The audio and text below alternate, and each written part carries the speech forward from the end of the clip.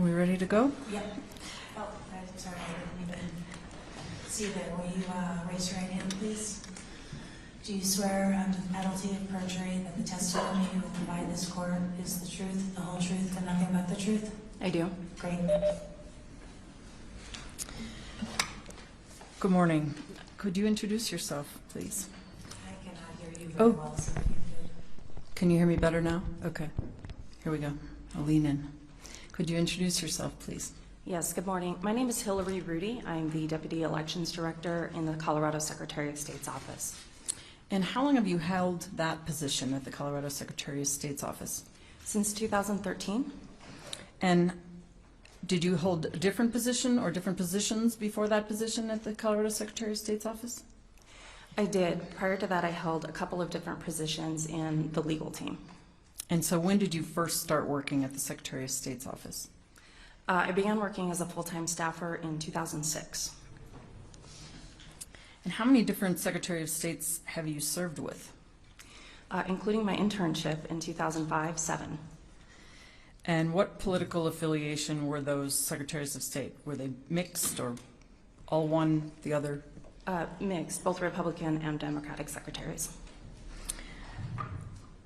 And you've not spoken to anyone on our legal team prior to your testimony today or in preparation for today, correct? That's correct.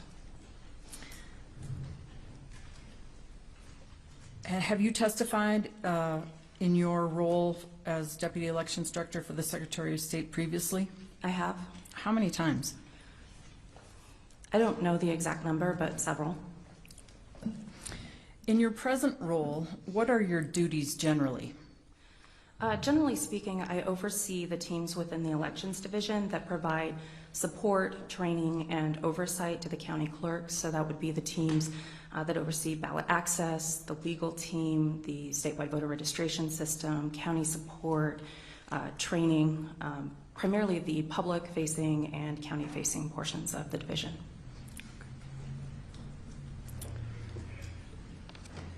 Can you describe generally what role the Secretary of State's office has in the administration of elections in Colorado?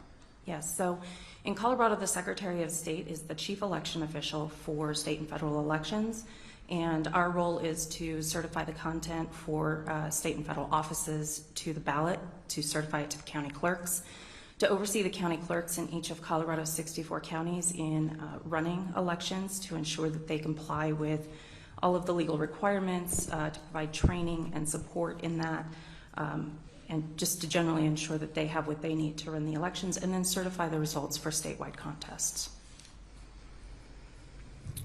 Okay.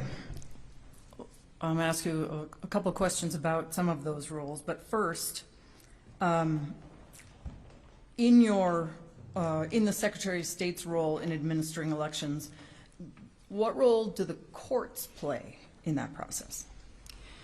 So the Secretary makes decisions with respect to candidate access to the ballot, with respect to certifying results, with respect to a lot of things around the election, and there is a role for the courts when somebody wants to protest a candidate's qualifications, protest the outcome of an election. There's a role for courts at various parts throughout the elections calendar to basically make a decision if somebody is protesting a determination made by the Secretary of State. And once a court makes a decision, what does the Secretary of State's office do with that decision?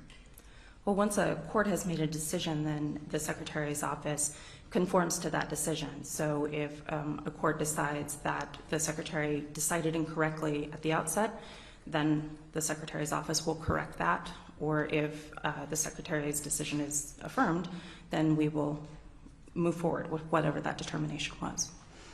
And is there a particular statute that people challenging a decision of the Secretary of State often use to present issues to the court? Well, there are a number of statutes that allow for a challenge of the Secretary's decision throughout Title I of the Colorado Revised Statutes. But depending on how near we are to particular elections deadlines, typically Section 113 is used to challenge something that needs to be cited quickly. Okay. And for demonstrative purposes, I'm going to pull that statute up and ask you some questions about it. Could you pull up Colorado Revised Statute 11113? And I in particular just want to start with Section 1. First, let me ask you, how familiar are you with Colorado Revised Statute 11113? I'm fairly familiar. I don't have it memorized, but I'm aware generally of what it says. And you're a lawyer by training, correct? I have a law degree, but I don't practice. Right.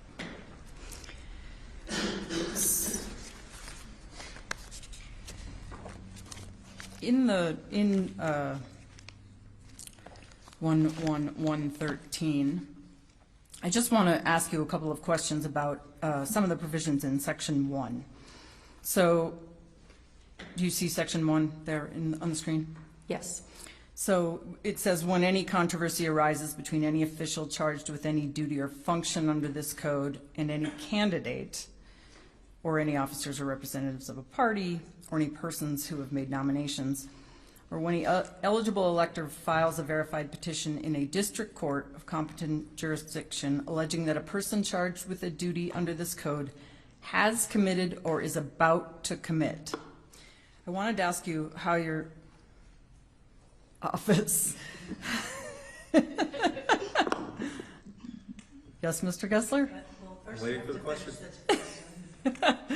I wanted to ask you how your office has interpreted the committed or is about to commit language.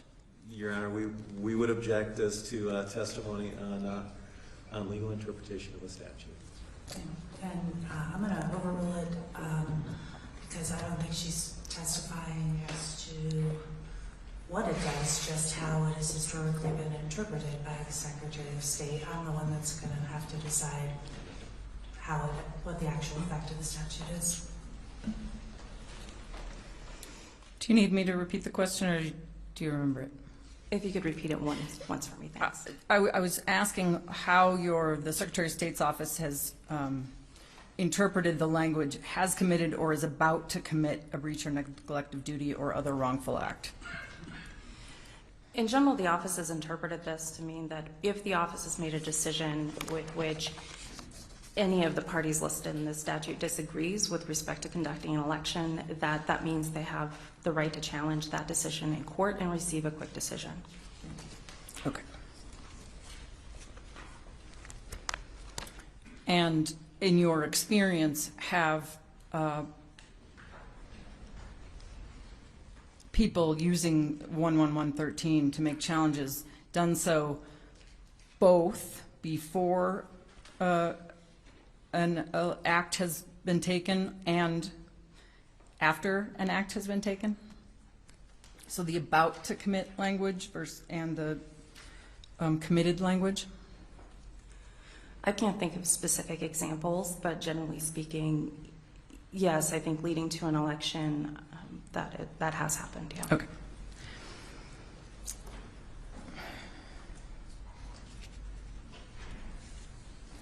Take you back to my question about what role the Secretary of State's office has in the administration of elections.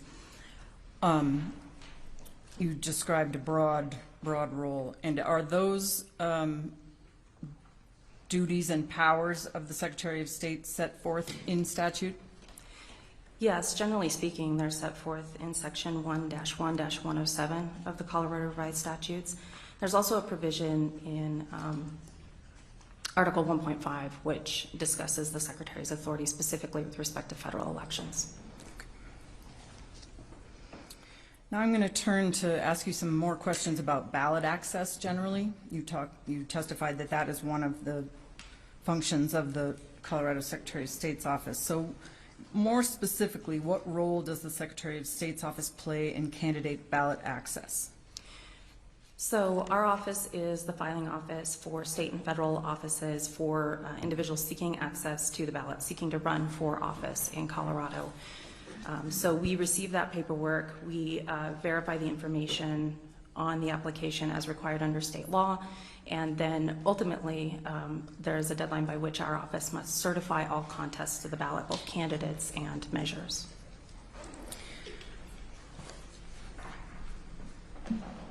So specifically, what role does the Secretary of State play in certifying that content for the ballot? Can you tell me what you mean by that? So do candidates submit information to you that then you use to certify the content for the ballot? Yes, so the law requires candidates submit specific paperwork depending on how they're accessing the ballot, whether that's by petition, through assembly, or whatever the nominating process is. And based on the legal requirements for that paperwork, then we will verify the information on the paperwork and then set the ballot. And what is the deadline for the ballot certification for the presidential primary for Colorado in 2024? I believe it's January 5th.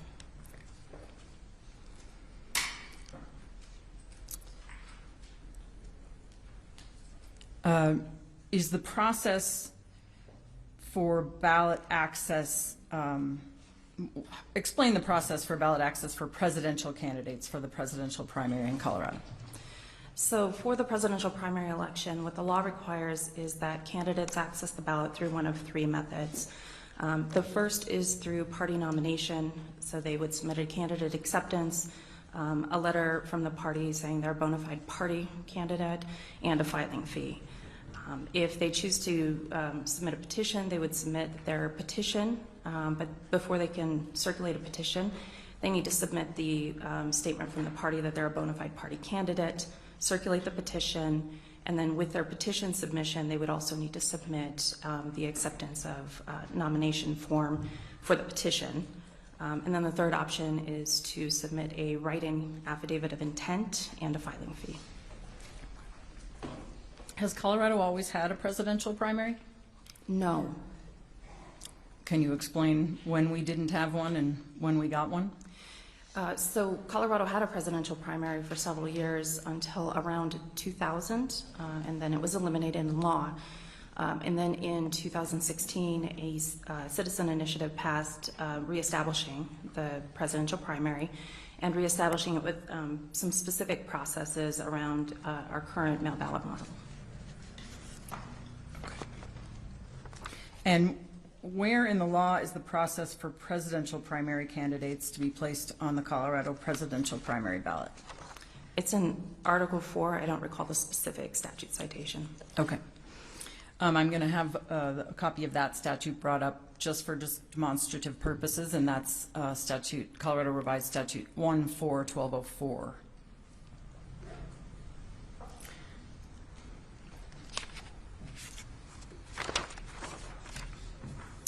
Do you see that statute there? Yes.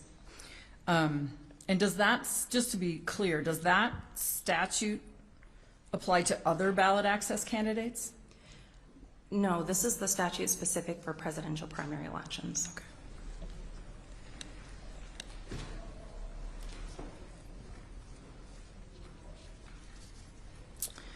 Okay.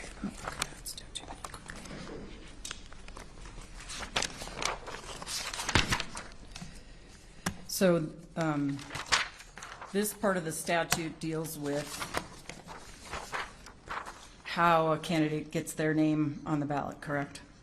That's correct. And you walked through the various processes in your testimony a moment ago.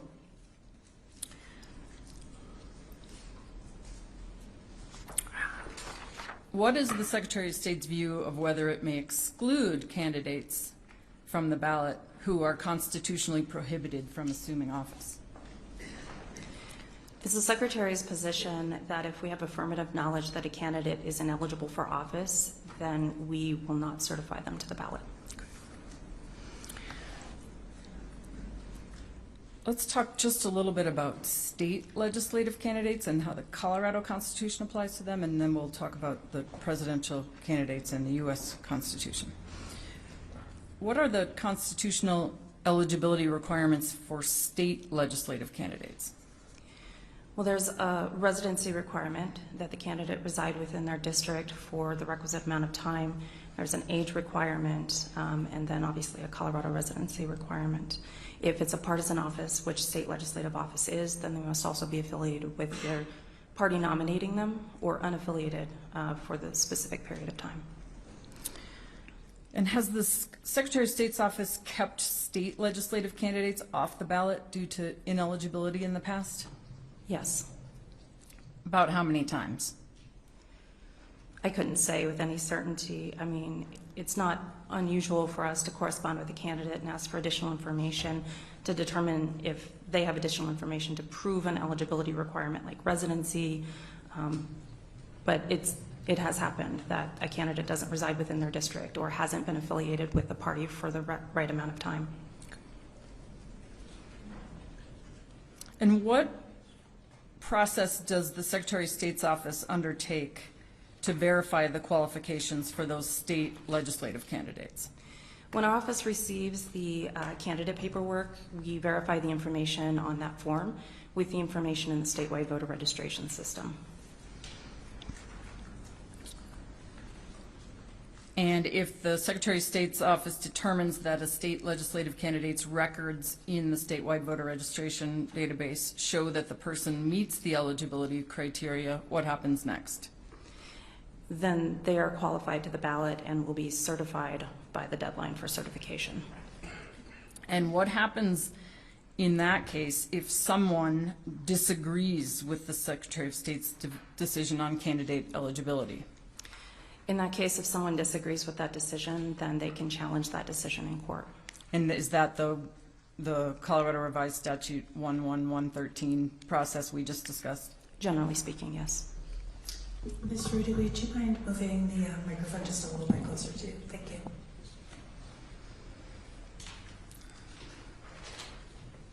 How frequently are those decisions of eligibility challenged? Like, how frequently is your office responding to those 11113 or other challenges of candidate eligibility? I think generally in almost every election in which we're certifying candidates or measures to the ballot, we expect we may be challenged based on our decision to certify or not certify a candidate to the ballot.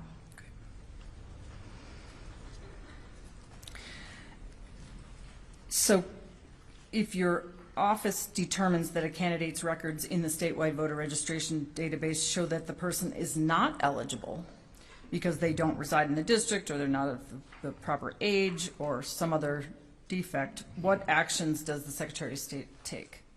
Generally, especially in the case of residency, we correspond with the candidate to see if they have additional information that establishes that they do meet the eligibility requirement in order to determine whether to qualify them or not qualify them to the ballot. So, and after you engage in the correspondence or dialogue, what happens if you are not satisfied after you've engaged in that dialogue that the candidate meets the qualifications? I would say that if it's unclear in any way, we're going to escalate to the administration and seek guidance before we make a final decision. But in cases where it's very clear, we'll go ahead and exclude the candidate from the ballot.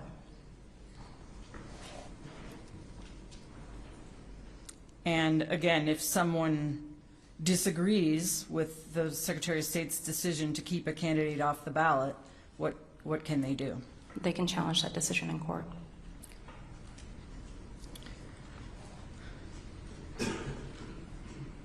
And after a court proceeding, whether it's 11113 or another proceeding, what does the Secretary of State's office do if a court determines that a candidate is eligible?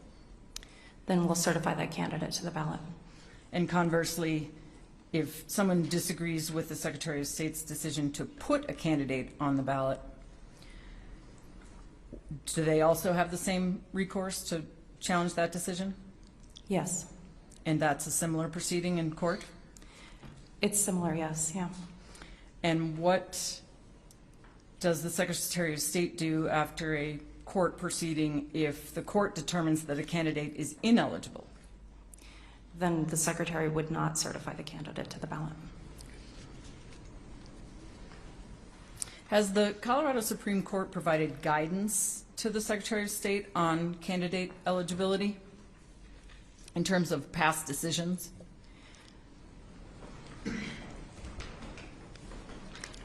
I think likely, yes, that's happened, but I can't recall specifically. Okay. Are you familiar with Colorado Supreme Court decisions interpreting Colorado's ballot access laws? Yes, generally. And is it fair to say that they've weighed in many times on ballot access determinations? I think, yes, generally speaking, I think typically we see that weigh in on citizen initiatives in particular. Okay, let's turn to presidential candidates now. What is the process to verify the qualifications for presidential candidates? Our office looks at the information provided in the affidavit itself, and if the affidavit is complete and we have no affirmative knowledge that any of the information is incorrect, then we would qualify that candidate to the ballot. And is this the statement of intent, the affidavit you're referring to? Yes, Your Honor, the statement of intent. how many times has the Secretary of State's office kept a presidential candidate off the ballot? I don't have a specific number. It definitely has happened, and particularly for the general election. And what does the Colorado Secretary of State's office do with a constitutionally ineligible candidate? What do you mean by that? Do you not certify them to the ballot in that case? Yes, that's correct. If there's information that they are not constitutionally eligible. Do you remember a ballot access case involving a Mr. Hassan? Yes. I'm going to pull up Exhibit P-107. This exhibit has been stipulated, so I would move it into admission. 107's admitted. Do you recognize this document? Yes. And what is this? This is a letter that our office sent to Mr. Hassan after corresponding with him about access to the general election as an unaffiliated candidate for president. And what year was this? This was in 2011. And how did it come about that Mr. Hassan was kept off the ballot? Mr. Hassan began corresponding with our office seeking access as an unaffiliated candidate for president, but notified us that he was not going to fill out the paperwork because he did not want to check the box that he was not a natural-born U.S. citizen. He didn't want to commit perjury, but he did want to seek access and was looking to set up lawsuits challenging that provision in the Constitution. And what did the Secretary of State's office determine regarding Mr. Hassan's eligibility? Mr. Hassan told us affirmatively that he failed to meet one of the constitutional qualifications. He also refused to file the required paperwork, and so our office advised Mr. Hassan that if he was in fact ineligible and did not file the correct paperwork, that he could not be a candidate for that office. I'm going to direct your attention to the third paragraph in this letter. Yes. Could you read that first sentence for me? The Secretary of State is responsible for ensuring that only eligible candidates are placed on the ballot and must give effect to applicable federal and state law unless a court has held such law to be invalid. And is that still the position that the Secretary of State's office takes today in 2023? It is.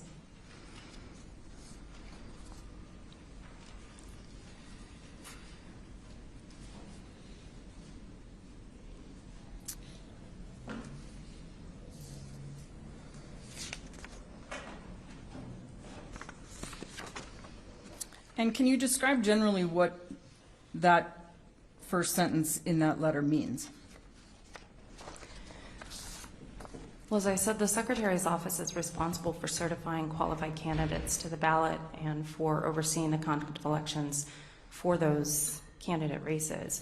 And so our office is responsible for ensuring that we verify to the extent the law requires us to eligibility of candidates before placing their name on the ballot. And based on that statement, can you confirm that the Secretary of State's office considers both federal and state qualifications when determining whether a candidate is eligible? We do. And what position does the Secretary of State's office take on whether it is the final arbiter of eligibility? The Secretary's office is never the final arbiter of eligibility because the Secretary's decision to either certify a candidate or not can be challenged in court. And did Mr. Hassan take his case to court? As I recall, he did. And do you recall the outcome of that case? Generally, the outcome of that case was the court affirmed his ineligibility. His ineligibility. And so once the court affirmed his ineligibility, what did the Secretary of State's office do? We did not place Mr. Hassan's name on the ballot for the 2012 presidential election. Is the process you outlined for presidential candidates generally the same process for other federal candidates seeking ballot access for congressional or senatorial seats? Generally speaking, it's the same. For congressional or senatorial seats, we're also required by law to verify residence, party affiliation for partisan candidates.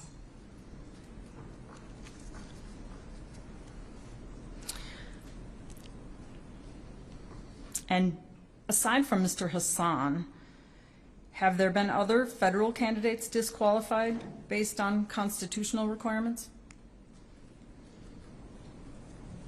To your knowledge? To my knowledge, I can't recall.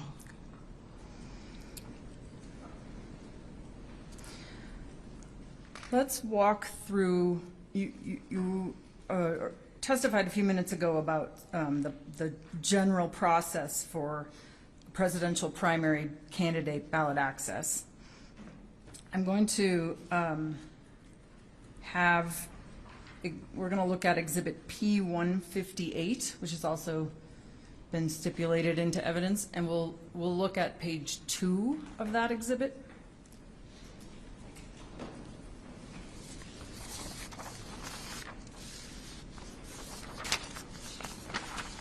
Do you see that document?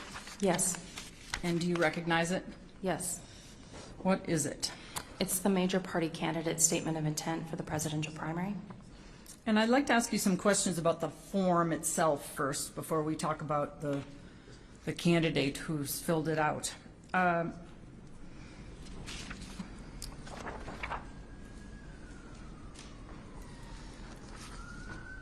Who created this form?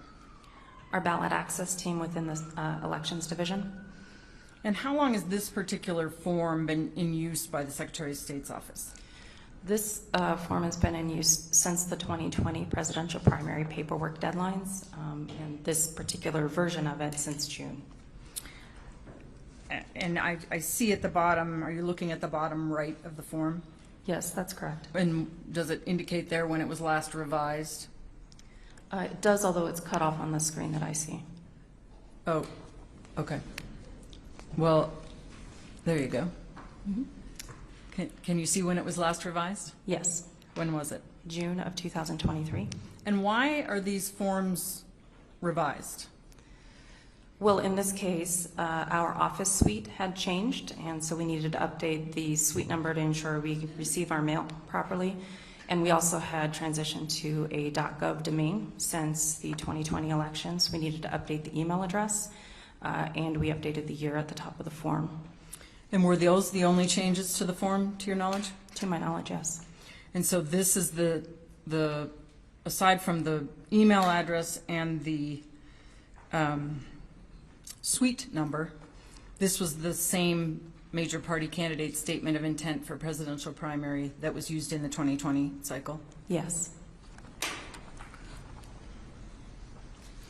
At the top of the form, let me ask you a general question about forms. What role does the Secretary of State's office play in creating forms that are used by candidates for ballot access?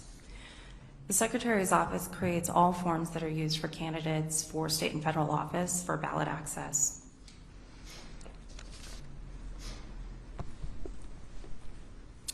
All right, turning back to the form itself, at the top of the form, do you see where it says office information? Yes. And what is the significance of that language? Well, generally at the top of each of our ballot access forms, we include information about the office being sought so that the candidate is aware they're completing the correct paperwork, but also for our staff in terms of processing that paperwork and verifying qualifications. And so underneath that office information, it says year of presidential primary election 2024. You see that? Yes. So presumably that year was also changed on this form, right? Yes, that's correct. And then it lists the political party for the candidate. Yes, that's correct. And then there's a section for qualifications for office. You see that? I do. And what are the qualifications listed here? The qualifications listed here are age of 35 years, resident of the United States for at least 14 years, and natural-born U.S. citizen. And do you know where those qualifications came from? From the U.S. Constitution.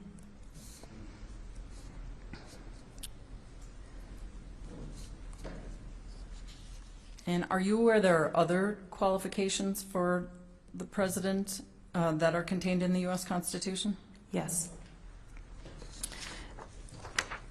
I'm going to turn your attention to about halfway down the form. There's some, oh, it might not be blue in yours. It's blue in mine. There's a bolded word that says signature. And Yes. underneath that, it says applicant's affirmation. Can you read that affirmation? I intend to run for the office stated above and solemnly affirm that I meet all qualifications for the office prescribed by law.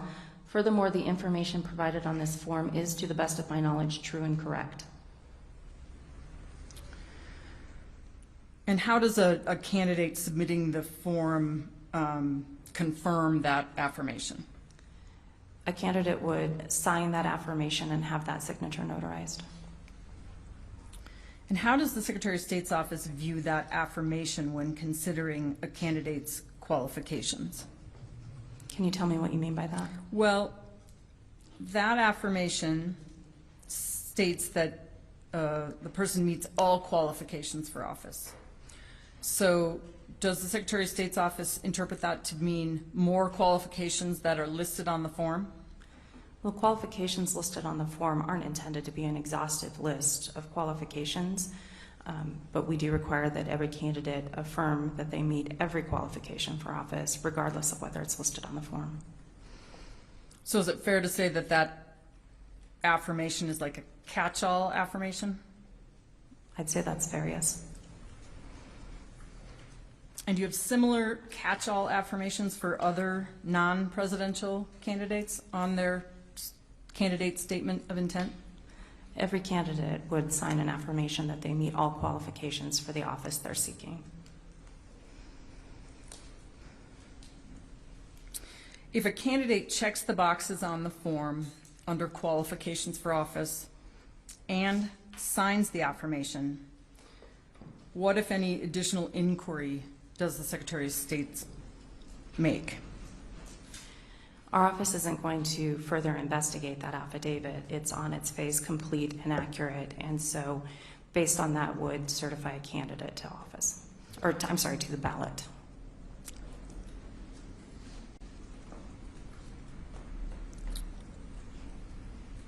And as you testified a moment ago, a Colorado voter could challenge that determination of the Secretary of State, correct? Yes, that's correct. Are you familiar with the 22nd Amendment to the United States Constitution?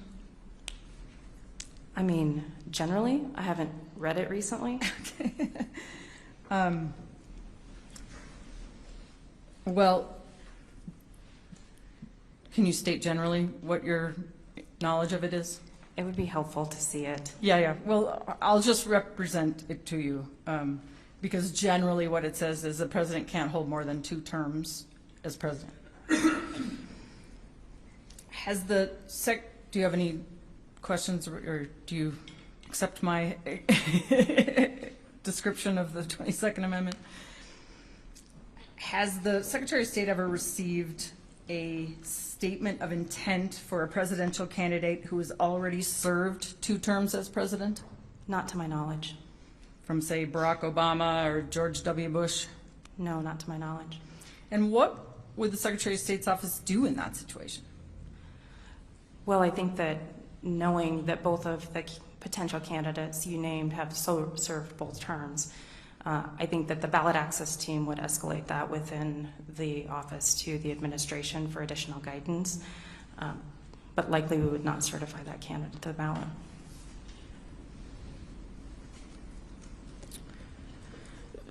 When you say elevate to the administration, give me just a little description of what that means. Sure. So when the ballot access manager or the ballot access team receives paperwork and there are questions about whether an eligibility provision is met and it's not clear, we will escalate that through our legal team within the Elections Division to the Deputy Secretary of State for additional guidance. Okay.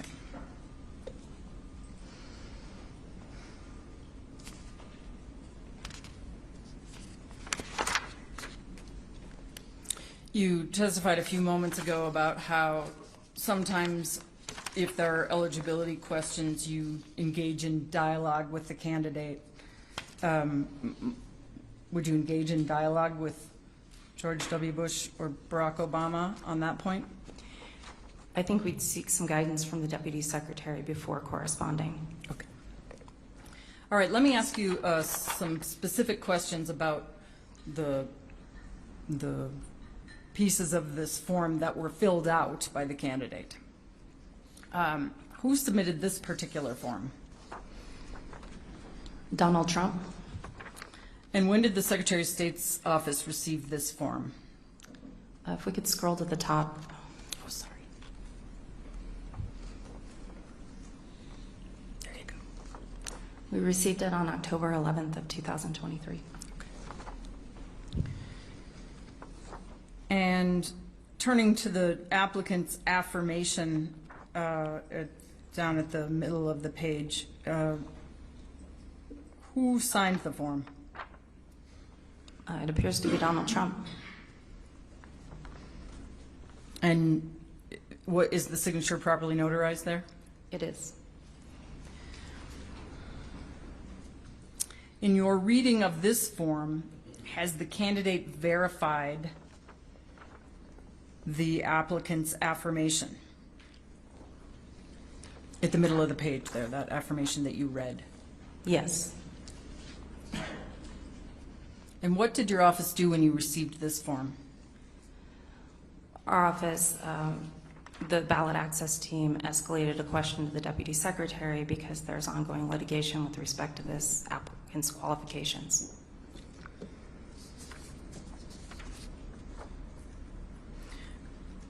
And so has your office taken any action with regard to certifying this candidate to the ballot or not? We have not. We're not at the certification deadline, and it is our practice that when there is an ongoing legal challenge to our office's determination about a candidate's qualification, that we wait for that outcome. Okay, let's turn to page 3 of that exhibit. Which is the next page. There we go.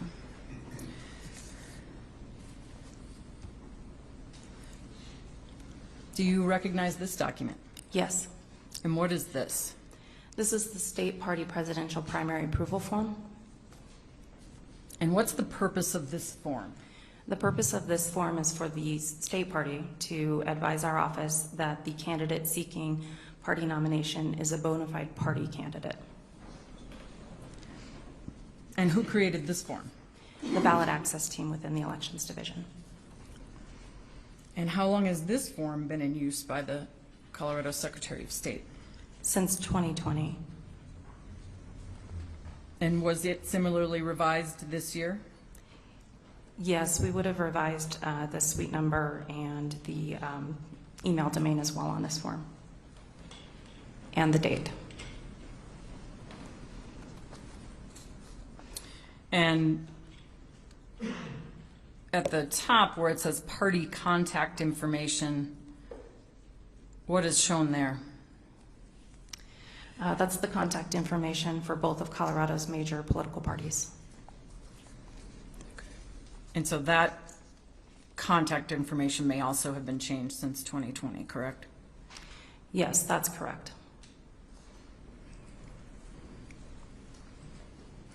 Has the same form been used by the Secretary of State's office regardless of the political party of the Secretary of State?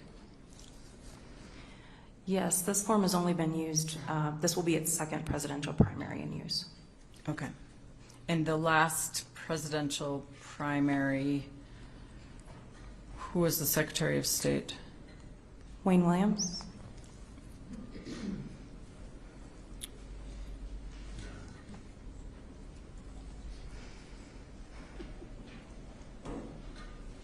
Is that right? Am I correct? Just to confirm, who has the authority to revise or edit this form? The ballot access team within the elections division. Okay, now let's talk about the content of this form in terms of who filled it out.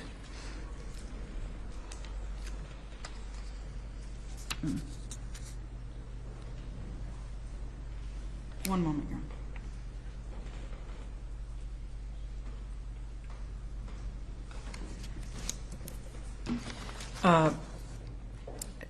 I'm going to just ask you a clarifying question on the presidential primary in 2020. Who was the Secretary of State then? Jenna Griswold was secretary in 2020. Okay.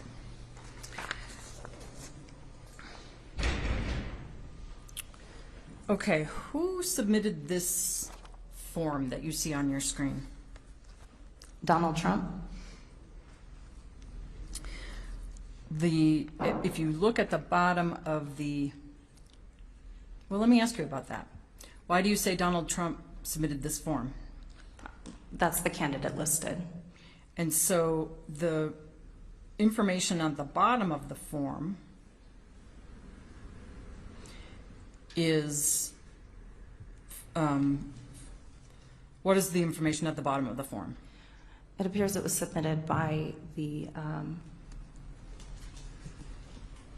campaign representative for Mr. Trump and signed by the state party chair. And so does the candidate actually submit this form as well? It's submitted by the candidate's campaign typically, but Okay. yes. But not submitted by the state party? No. Okay.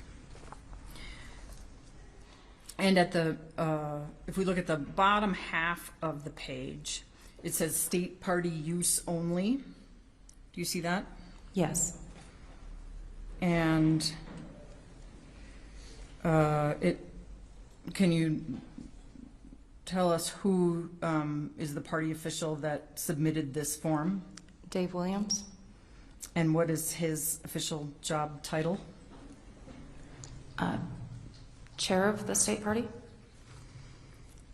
I asked that because that was not a trick question, and maybe you can't see it, but it does say that on the bottom of the form, so well done. It's cut off on my screen. I see it now, yes. Okay.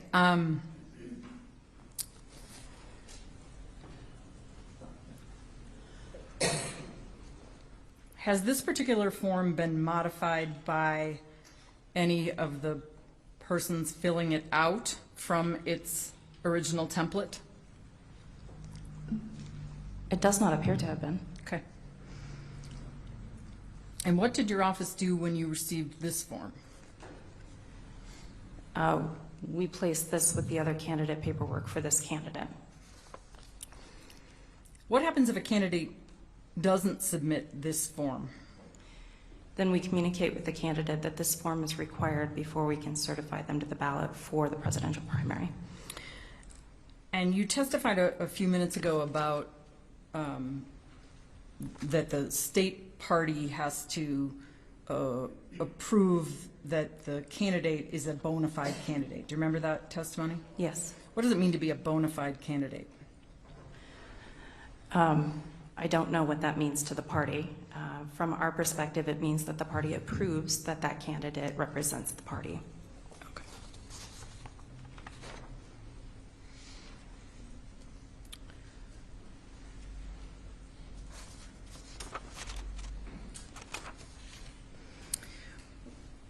What position is the Secretary of State's office taking in this litigation? It is the Secretary of State's office position that the paperwork is complete and final, but there is a challenge to this candidate's qualification. And so our office will not certify this candidate ballot until the court makes its decision. And if this proceeding ultimately results in a determination that Mr. Trump is eligible to be a candidate for the Colorado presidential primary, what will the Secretary of State's office do? The Secretary's office will certify the candidate. And similarly, if the outcome of this litigation is that the case is dismissed without further guidance from the court, what will the Secretary of State's office do? I can't speculate as to that. I think we need to wait for the court's outcome before we make a decision.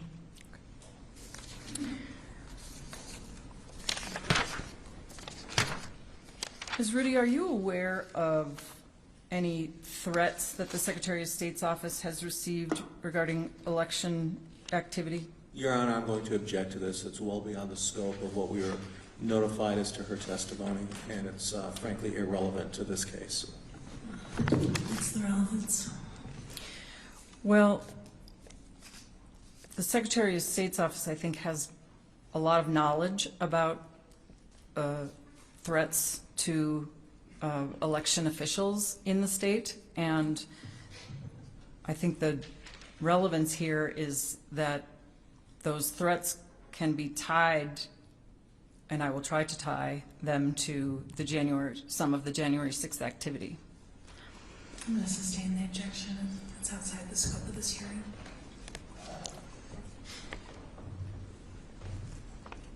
Oh, as a housekeeping matter, Your Honor, I want to move to admit P-158, which is the document on the screen, which was stipulated into evidence. I just didn't move it.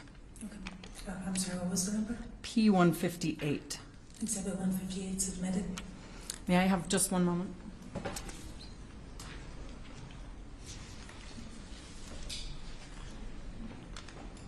No further questions, Your Honor.